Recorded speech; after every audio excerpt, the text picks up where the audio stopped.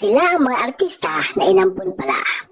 Unahin natin si Angelica Panganiban. Bata pa lang siya nang malaman niya sa high school na siya pala ay isang adopted. Sa kabila nito, minahal at pinalaki siya ng buong puso ni Mami Milania. At noong 2010, nakilala rin niya ang kanyang biological father na si Mark Charlson, isang Amerikano. Ang kanyang kwento ay patunay na ang katotohanan minsan ay masakit pero maaari rin nitong magbukas ng bagong simula.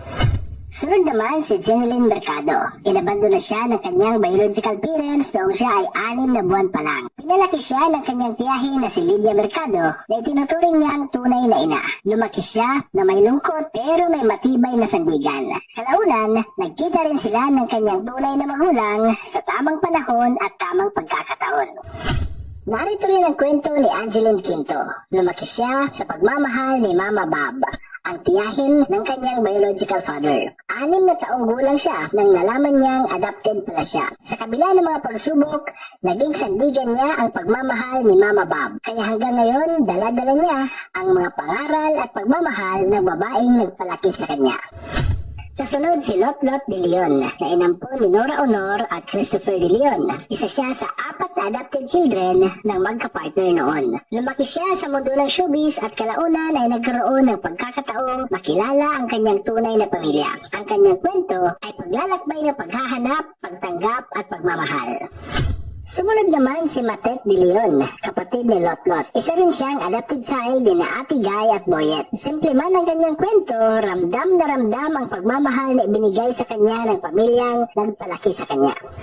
Narito rin sa listahan si Senator Grace Poe. Isang sanggol pa lang siya nang matagpuan siya sa Iloilo. Inampun siya ng King of the Philippine Movies na si Fernando Poe Jr. at ni Susan Roses. Lumaki siya sa isang tahanang puno ng pagmamalasakit at integridad. Hanggang sa araw na ito, dala-dala niya ang aral ng parang pamilyang nagmahal sa kanya ng buong buo.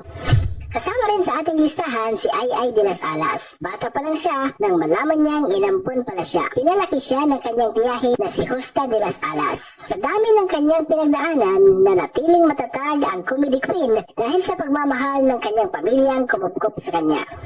Sunod naman si Dr. Vicky Bello. Siya inampun ni na Enrique at Nena Bello. Si Nena ay kapatid ng tunay niyang ina. Lumaki si Vicky na alam niya kung gaano siya kamahal ng kanyang adopted parents. At ngayon, isa siya sa pinakatanyag na pangalan sa larangan ng beauty at wellness.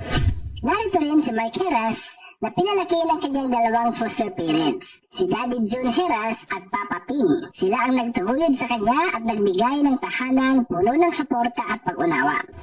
At syempre si Jobert Austria na lumaking hindi kilala ang tunay na mga magulang. Sa paglipas ng panahon, nahanap niya ang kanyang biological mother. Isang kwento ng matagal ng pag-aantay at muling pagkikita.